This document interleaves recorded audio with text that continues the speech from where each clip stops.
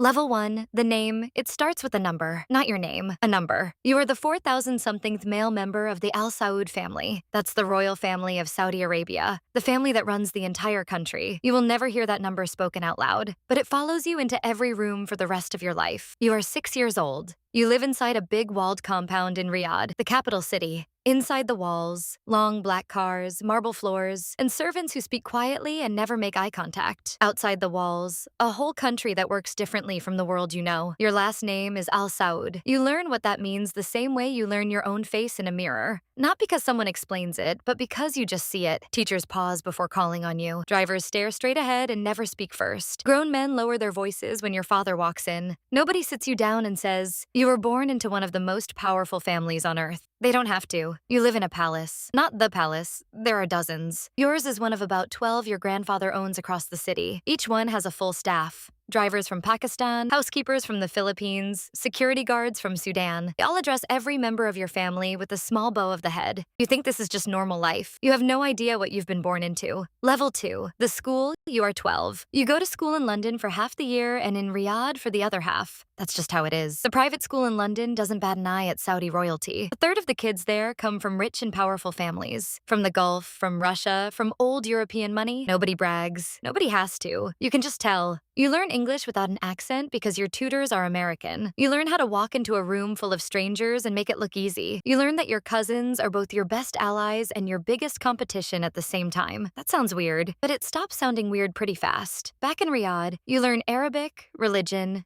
and the family rules. There are a lot of family rules. The biggest one is this: the family comes first, always. Before your friends, before your own feelings, before everything. You have an uncle, Prince Khalid, who is 71 years old. When he walks into a room, every single person in that room gets a little more tense. Not scared exactly, just alert, careful. He hasn't even said anything yet. He just walked in, and the whole room changed. You start practicing his walk in the bathroom mirror. You think it's some kind of personality thing he was born with. You're wrong. It's something he built over 50 years, but you don't know that yet. What you're starting to understand is the first rule of this world. The closer you are to the center of power, the more protected you are. Money, respect, safety, all of it flows from one thing: being close to the right people. Everything else is just details.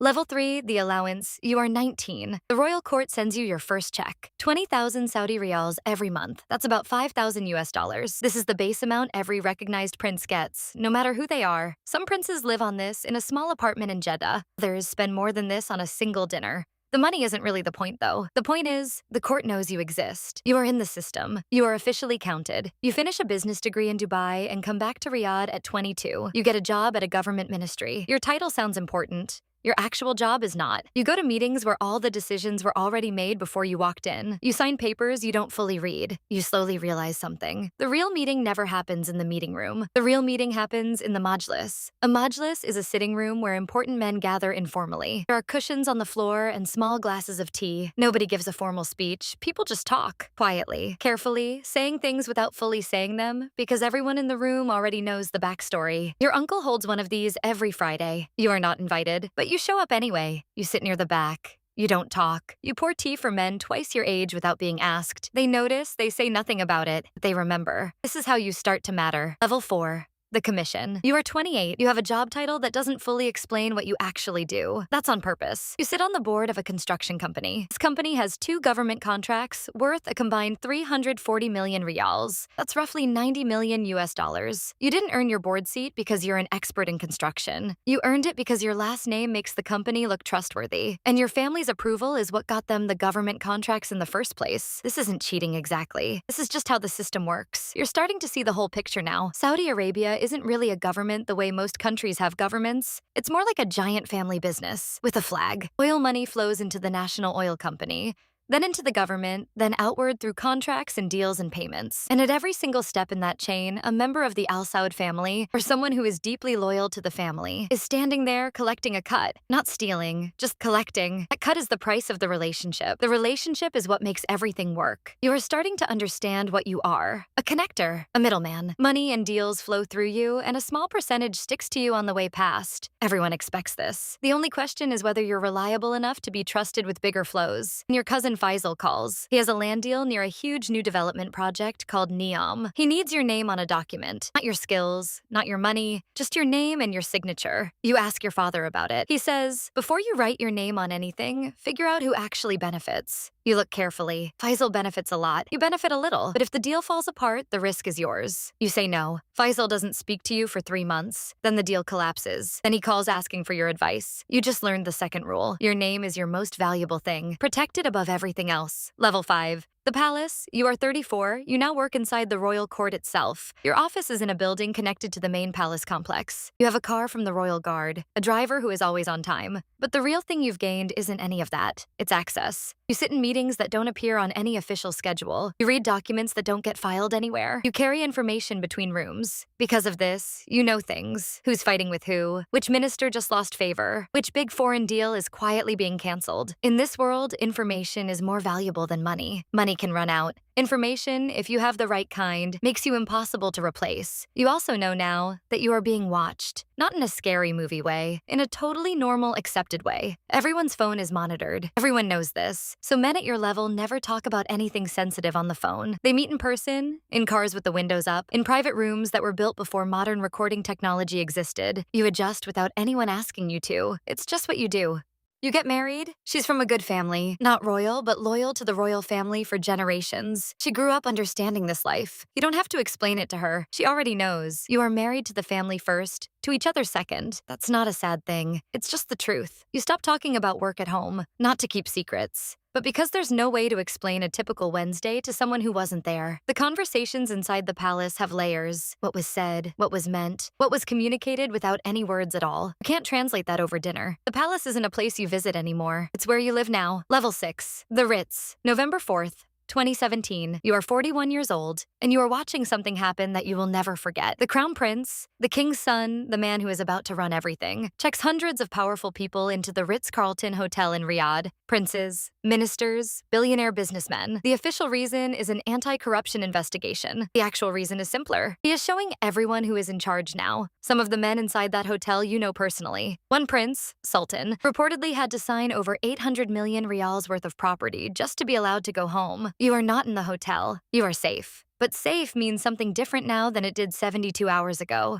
You sit with this. You think about every document you have ever signed, every deal you were part of, every quiet arrangement that was never written down, and you realize something cold and clear. Any of it could be called corruption if someone powerful enough decided to call it that. There is no clean record in this world. Everyone above a certain level has something that could be used against them. The men in that hotel weren't arrested because they were corrupt. Everyone knew they were doing what everyone always did. They were arrested because they were no longer useful enough to be protected. That is the third rule. The system doesn't protect loyalty, it protects usefulness. For the next week, you answer every message within minutes. You show up early to every meeting. You make yourself as visible and as helpful as possible. 3 of your cousins are inside the Ritz. You don't visit them. You will think about that for years. Level 7. The Architect. You are 49. You have survived 3 major reshuffles inside the government. 2 men who seemed untouchable, men everyone said were permanent, are gone. You are still here. Your official title is Senior Advisor to the Royal Court. What you actually do is harder to describe. You are one of maybe 8 or 10 people the Crown Prince will speak to without going through anyone else first. You don't manage a specific department. You don't run a specific program. What you have is something rarer: judgment, the ability to read a situation and give the right advice. In a closed system full of people telling the man at the top what he wants to hear, someone who tells him what he needs to hear becomes irreplaceable. You have influence over decisions involving 4 investment portfolios worth a combined 90 billion US dollars. You don't control that money directly, but when the people who do control it need to make a big call, they talk to you first. Your name doesn't appear in newspapers. You don't give interviews. If someone Googled you, they would find very little. This is completely intentional. At this level, being famous is a weakness, not a strength. You have also become something you wouldn't have had a word for it: a keeper of secrets. Not secrets you collected on purpose, just things you know. Which early decisions the Crown Prince made that were never written down correctly. Which old arrangements could cause problems if anyone looked too hard. You have never used any of this against anyone. You never would. But the fact that you know it and have stayed quiet is its own kind of power. The men above you know, and they know you chose silence every single time. That silence is worth more than any salary. You still visit an old prince twice a year. Prince Abdullah, 83, retired, sitting in a garden in Taif drinking tea. He doesn't give advice. He doesn't ask how things are going. You don't tell him. You sit there because he remembers what this country looked like before the current version of it. Being near someone who remembers that makes you feel, for a little while, like a person rather than a function. You both understand why you never say any of this out loud. Level 8. The distance, you are 56. You don't rush anymore. Your car is armored, not because there's a specific threat, just because men at your level have armored cars. Your house has 22 rooms. Your kids are in college in the US and UK. Call on weekends. You listen. You ask questions. The calls last about 11 minutes. When they end, you sit there with your phone in your hand for a moment before setting it down. You're thinking about the gap. The gap between the 6-year-old in that palace watching the driver stare straight ahead and whoever is sitting in this chair right now. You can't measure it in years. You can't measure it in money. It's a gap in something harder to name, something inside you. You look inward and find a professional. You look for the kid, and he's in there somewhere, far away, and the distance keeps growing, and you keep choosing not to look directly at it. There is a report on your desk today. It's from a ministry you advise. The language is boring and official, but if you read carefully, and you still always read carefully, you can see what it really says. 40 families in the northwest part of the country have been moved from their homes. No real say in the matter. Their land is being used for a development project that will generate a lot of money for a set of entities that you can trace if you follow the chain.